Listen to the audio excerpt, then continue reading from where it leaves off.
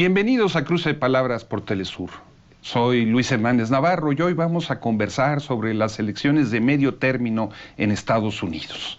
Para eso nos acompañan en el estudio dos distinguidos conocedores de la problemática de ese país, de las cuestiones de inteligencia y del mundo. Los profesores Abelardo Rodríguez y Francisco Franco. Muchas gracias por estar hoy con nosotros. Unas elecciones sobre las cuales habían muchas especulaciones y que arrojan un resultado que algunos analistas han calificado como de empate. ¿Estarían ustedes de acuerdo con esa definición? Creo que en realidad no estaría pensando en un planteamiento de empate. Es algo extraordinariamente mucho más complejo. Estados Unidos se está jugando el alma del sistema político, de la forma en cómo organiza elecciones, del sistema de representación, y esta elección fue una especie de referéndum, un momento pivote en un proceso histórico que viene de una etapa muy golpeada por el arribo de la administración Trump. Entonces creo yo que más bien viene la emergencia de una gran cantidad de grupos que habían sido rezagados en la elección de 2016, nada más los menciono, la emergencia del voto femenino de manera muy importante en la Cámara de Representantes, la emergencia del grupo afroamericano de manera muy importante, y también a cuentagotas el papel de los mexicoamericanos y latinos en Estados Unidos que se han puesto las pilas y que por lo menos en el ámbito de la Cámara de Representantes tienen el control. Y también con la recuperación de 7 gubernaturas demócratas en este proceso, porque además de la elección de mitad de gobierno en el Parlamento, también en los gobiernos estatales. Entonces creo yo que es un punto de quiebre para la elección presidencial en 2 años. ¿Tú estás de acuerdo con este diagnóstico, Francisco? Yo, mira, en aras de saber, totalmente coincido con el doctor Abelardo Rodríguez en el tema de que, a ver, es muy complejo, pero si yo tuviera que elegir un análisis para iniciar, yo diría, para mí creo que hubo un empate, ¿no? Creo que ahí salió abollado, ¿no? Como bien lo estaba comentando ahorita mi colega. Es decir, pierde, por supuesto, pierde intención de voto, pierde varias cosas, pero no lo pierde todo, ¿no? A mi juicio yo pensé que las 2 cámaras había posibilidad de perder la mayoría. Y de eso estuve convencido un rato hasta que vi que, bueno, pues la complejidad del sistema electoral y de los Estados Unidos hizo que pues lograra mantener la mayoría en una. Y entonces, bueno, pues yo por eso le pondría, insisto, ahorita, si tuviera que hacerlo así, diría, bueno, pues para mí es un empate entre demócratas y republicanos, que por supuesto se están jugando un juego lo que se viene, ¿no? Abelardo, Trump ganó el Senado. Así es. Eso hace prácticamente imposible que una iniciativa de impeachment avance. ¿Esto no significa para ti nada significativo? ¿En qué sentido? En el sentido de que tú decías, estas elecciones fueron como un punto de definición en donde una serie de votos que no habían podido expresarse con claridad en las elecciones pasadas, ¿no? Ahora afloraron con claridad. Pero al tener el control del Senado, Trump mantiene las posibilidades de que esa emergencia no avance más allá de los espacios a los que ya llegó. Digamos, para poder generar un proceso de impeachment sí necesitarías 3/4 partes en la Cámara de Representantes y en el Senado. El Senado tiene el control y ahí yo creo que el punto de quiebre finalmente de los distintos sectores republicanos es que sí van por la reelección con Trump. Entonces cerraron filas y queda claro que por lo menos hasta este momento van a buscar bloquear un proceso de impeachment. Sin embargo, las investigaciones continúan, las investigaciones avanzan. El procurador general remitió justamente un las día. Investigaciones alrededor de lo del asunto de Rusia. Exactamente, esto continúa, probablemente sea uno de los elementos más álgidos en la historia reciente de los Estados Unidos. Esta historia está viva, esto no ha terminado. Y yo no diría que el proceso del impeachment está muerto, porque todavía se pueden llegar una serie más de datos y de información en torno a la implicación de uno de los procesos, no solamente para Estados Unidos, sino de la historia mundial, la incidencia rusa en la elección presidencial. Sin embargo, Francisco, no hay una sola evidencia sólida de esa injerencia. Ahorita no, por supuesto, pero en el proceso de una investigación, o sea, es bastante conocido que tienes que reestimar tus posibilidades a partir de que encuentras una nueva evidencia. Es decir, probablemente no sepamos todo lo de la película. Recordemos que a los norteamericanos, recordemos el caso de impeachment, por ejemplo, de Clinton, ¿no? El problema con Clinton era que había mentido, ¿sí? Y que había dicho, bueno, yo no había tenido nada con Mónica Lewinsky. Probablemente aquí encontraremos no necesariamente la pieza fundamental de decir hubo la injerencia rusa, pero probablemente podamos encontrar piezas, o se encontrarán piezas, de que Trump no ha dicho toda la verdad. Y al no decir toda la verdad, eso podría generarle pérdidas, como bien dice Abelardo. A ver, puede haber pérdidas. El proceso de impeachment, si llega a perder aliados republicanos, que hoy ya tampoco le quedan muchos, ¿no? Pero si empieza a perderlos ahí, entonces la balanza se va a cambiar, ¿no? Una oscilación de péndulo importante. Entonces yo creo que si bien no hemos encontrado algo, probablemente faltan pequeñas piezas que podrían llevar a un posible juicio político a el presidente de los Estados Unidos. Abelardo, diera la impresión de que a Trump no le han ido mal las cosas en el mundo. La economía está creciendo, el sector más rico de la sociedad estadounidense se ha visto enormemente favorecido por sus políticas, incluyendo los ricos que no están necesariamente de acuerdo con él. Renegoció el Tratado de Libre Comercio con México y con Canadá a favor de los intereses estadounidenses. Sostiene una guerra comercial con China que no ha tenido por lo pronto costos graves. O sea, que se juzgaba como voluntarismo sin sentido, le está dando resultado. ¿Eso se vio en estas elecciones? Sí, uno de los elementos justamente que se pusieron sobre la mesa alrededor del país fue justamente una evaluación de la administración Trump en todos los aspectos de la política nacional e internacional. El tema de la migración, además, el tema del Medicare, el tema de los impuestos, se pusieron sobre la mesa y hasta cierto punto fue una especie de referéndum de mitad de gobierno evaluando este asunto. Yo creo que le han ido bien parcialmente, pero si tú ves, digamos, si abrimos la arista a lo que es una superpotencia o la superpotencia mundial, está muy cuestionado actualmente el liderazgo de un hegemón que pueda liderar las grandes transformaciones de la arquitectura del sistema financiero internacional, de la carrera espacial. Está impulsando nuevamente, digamos, esto es cuestionable, el regreso de la carrera nuclear con toda su perspectiva, y también golpeteando los acuerdos del orden liberal que vienen del fin de la Segunda Guerra Mundial, la misma existencia de Naciones Unidas, teniendo una confrontación con la Unión Europea, otra con la OTAN. Entonces, la visión de liderazgo es lo que se encuentra actualmente cuestionado por la administración Trump. Si esta forma de una diplomacia coercitiva pueda ser realmente efectiva para los próximos 50 y 100 años, que es hacia donde se está disputando gran parte el liderazgo. Ahí viene China, que está planteando una dinámica distinta. Francisco, las elecciones de Estados Unidos coincidieron con la caravana, en un primer momento, de hondureños.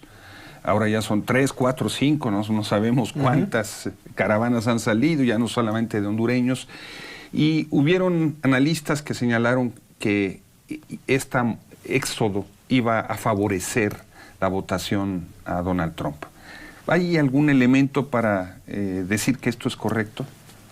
Probablemente, porque recordemos que cualquier parte del mundo, ¿no? Si la gente que acude a votar por distintas razones. Pero de entre todas esas razones, hay dos, por supuesto, que pesan mucho en un ciudadano que va a ejercer su voto, que son temas económicos, es decir, me va a ir mejor con o no, voy a tener más dinero en el bolsillo. Y lo otro son los temas de seguridad. Hay gente que se siente, por supuesto, que cree en el discurso, este discurso securitizador de Trump, sobre todo de el inmigrante viene y te va a quitar tu trabajo, se va a llevar a tus hijos, ¿no? Y va a hacer una serie de temas. Hay gente que lo cree. Tan probablemente pudo haber ejercido, que tanta influencia, pues habrá que verla, pero puede haber ejercer, porque recordemos que el voto ahorita de Trump recayó, bueno, a favor, por supuesto, de los demócratas, o de los republicanos, que más apoyan al presidente. Está el tema de el voto rural que tiene, y sobre todo en estados sureños, que son los que les llega más ese mensaje, ¿no? No le llega al campesino, no le llega al que está en un entorno rural norteamericano en el norte, ¿no? Porque ese no le preocupa, es igual ni mexicanos ha visto, ¿no? O ningún indocumentado ha visto. Pero al de abajo, ese le preocupa y ese le llega. Entonces, ese sigue pensando que su seguridad es muy importante y que por eso le sigue dando un porcentaje de su voto a una persona como Trump, ¿no? ¿Les parece si vamos a una pequeña pausa? Y a ustedes, amigos, amigas, no se vayan, volvemos en muy breves instantes.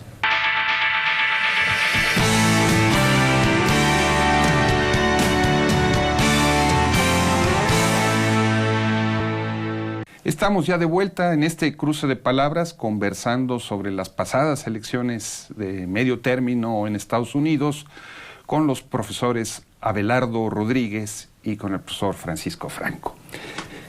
En estas elecciones el fantasma del socialismo se hizo aparecer, tanto en las acusaciones de Trump de decir que detrás de los candidatos demócratas venían los comunistas, pero también con nuevos candidatos, algunas mujeres, ¿no?, que hablan abiertamente hoy de un socialismo que no tiene nada que ver con el de la Tercera Internacional, pero socialismo al fin y al cabo en Estados Unidos. ¿Cómo explicarnos esto?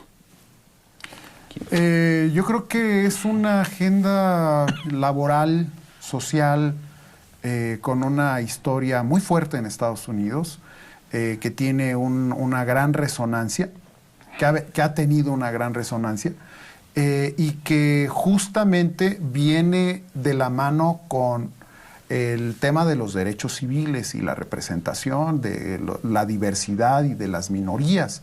Entonces, es empatar una agenda de diversidad junto con una agenda social histórica dentro de Estados Unidos, se empatan en el tiempo de una manera prácticamente perfecta, en el sentido de poder hacer la entrada hacia toda la dimensión social del Estado que se ha venido perdiendo y que abiertamente la administración Trump está totalmente en contra de ella. Entonces, esta agenda socialista, si se le pudiera llamar así, en Estados Unidos, que yo creo que sí lo es en la historia moderna de los Estados Unidos,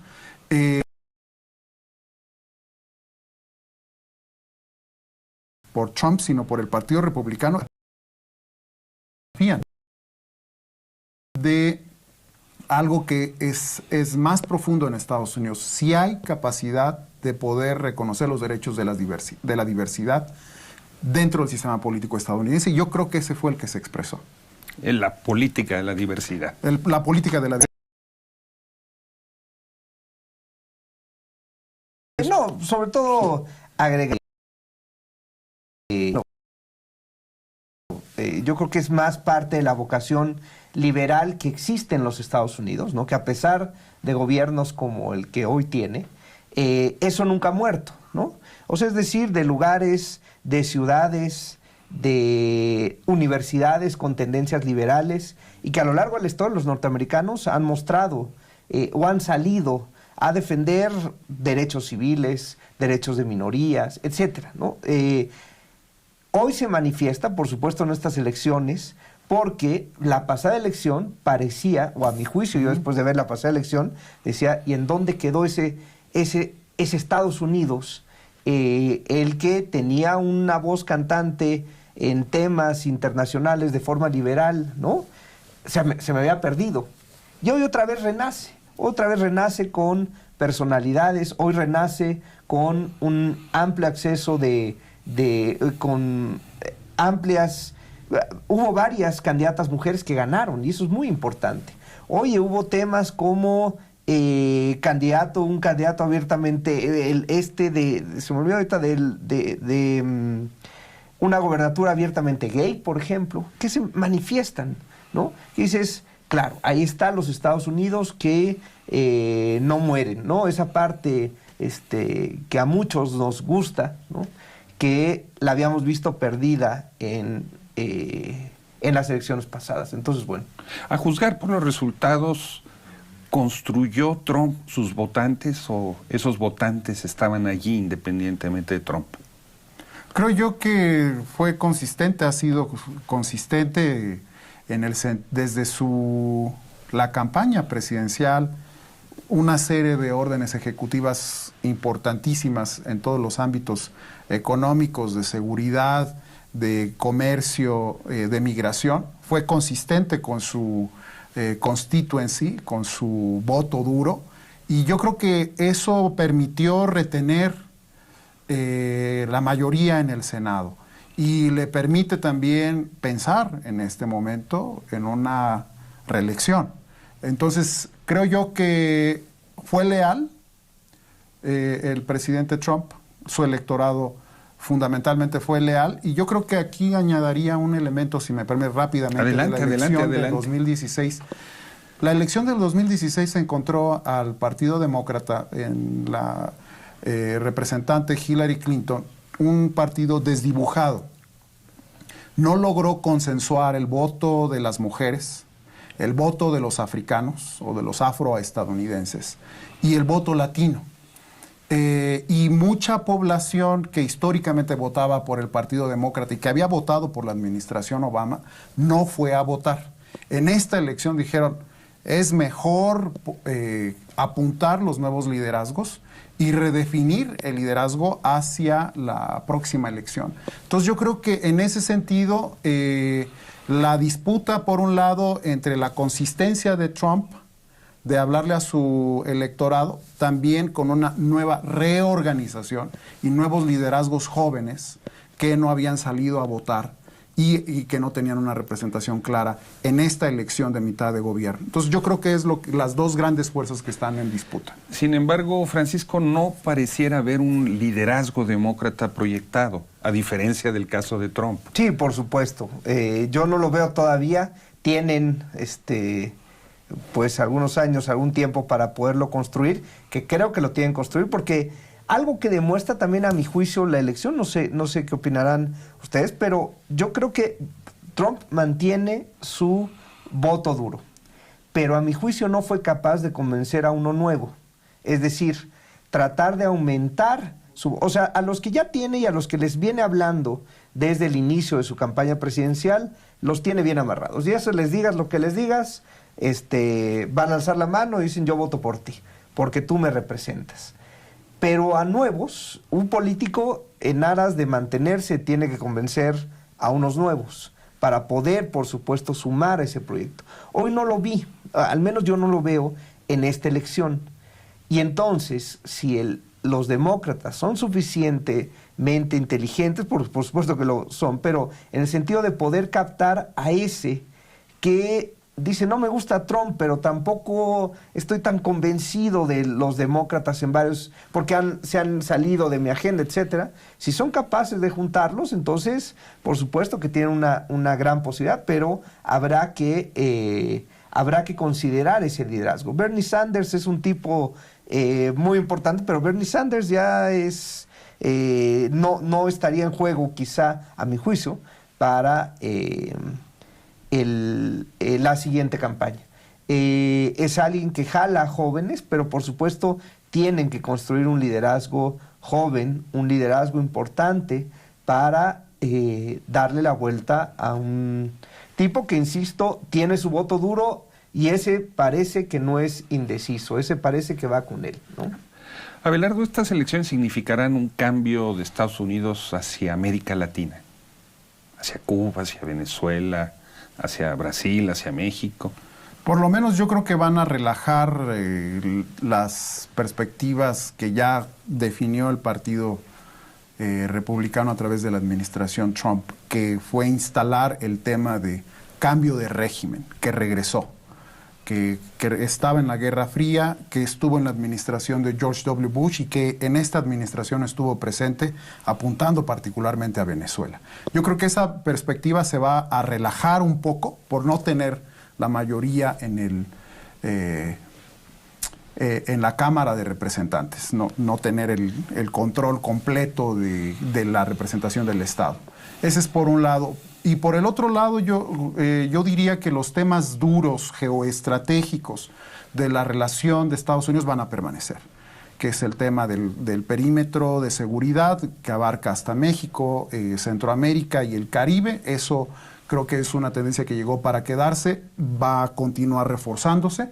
El tema también del control de fronteras en el continente va a buscar apuntarse también, es una de las prioridades de esta administración, además de que ligaron el tema continental con el tema de la seguridad interior, lo cual pasa por México, y lo que terminaría diciendo ahí que hay un relativo margen de maniobra para América Latina en función de la diversidad también que existe, por supuesto, en nuestra región. Ahora, a propósito de la llegada de Andrés Manuel López Obrador a México, hay una oportunidad interesante que habría que ver la manera en cómo se apunta y se redefinen en función de los intereses de México y de América Latina de cara a esta administración histórica en Estados Unidos.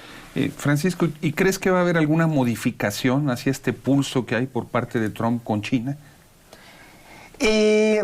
Trump es una persona que, bueno, por supuesto yo no lo veo como una persona que se retracte de sus dichos, ¿no? O que no me lo imagino pidiendo usted disculpe. Más bien creo que es un tipo que dice, lo hago porque yo sé por qué lo hago y me vuelvo a aventar. Es un especulador, por supuesto, la especulación le ha ayudado a subir su ganancia en el momento de la negociación. Entonces, yo tampoco creo que hoy vaya a relajar algo, sobre todo con China. Desde el punto de vista geopolítico hay temas muy importantes que tienen chinos y norteamericanos. No solamente es un tema comercial, es el tema del mar de China Meridional, es un tema de los ataques cibernéticos, es un tema complejo, ¿no? Y entonces, no porque él no tenga la opción, no tenga una mayoría en ambas cámaras, no necesariamente lo veo relajado. En una de esas lo podemos ver ojalá no, pero un Trump reloaded, ¿no? Tratando de buscar hacia la reelección un tipo todavía más aventado para adelante, quizá más agresivo. Es una posibilidad, por supuesto, en aras de, insisto, de subir sus apuestas, porque eso le trae beneficios, ¿no? Él puede pensar ahorita, perdí la mayoría con los demócratas porque fui muy tibio en todo esto, ¿no? Podía estar pensando algo así. Decía, no, entonces ahora tengo que hacer más mano dura para que todos entiendan que pues aquí las cosas se hacen de esta forma. Afortunadamente los Estados Unidos son un gran rompecabezas de pesos y contrapesos, que no solamente pues lo que hace, lo que dice el presidente tiene eco. Hay desde la CIA, desde las industrias de armamento, el propio Congreso, los medios de comunicación. Es decir, es una democracia que tiene un rompecabezas muy, muy amplio. Entonces, pero al menos yo creo que con China probablemente se irá todavía más para adelante, ¿no? Abelardo, hablando de pesos y contrapesos, Trump lleva años peleando con los periódicos, con los grandes medios. ¿Le costó eso en los resultados electorales? Yo creo que sí, algo que es, yo diría, prácticamente sagrado dentro de Estados Unidos es el Freedom of Information Act, ¿no? Derecho constitucional a poder tener información o poder llegar a la verdad. La aspiración que viene del Bill of Rights, los derechos fundamentales de 1791. Eso puso en cuestionamiento la administración Trump, de que las libertades, de que el acceso a la información, de que en este caso una democracia consolidada como lo ha sido Estados Unidos hoy en cuestionamiento, disminuya, reduzca e incluso pueda decir la prensa son los enemigos del pueblo estadounidense. Eso es algo para el gran público estadounidense que los pone contra la pared, porque justamente lo que hizo posible que Estados Unidos existiera fue la posibilidad de la construcción de esas libertades, y es lo que lo ha puesto contra la pared. Yo creo que sí hubo en este sentido una revisión con respecto de ese mandato fundamental que se expresó en la Cámara de Representantes. Pues quedan muchos temas todavía por conversar. Muchas gracias por estar hoy con nosotros, Abelardo, Francisco. Y a ustedes, amigos, amigas, muchas gracias por su amable compañía en este cruce de palabras. Y ya saben, los esperamos la semana que viene aquí por Telesur.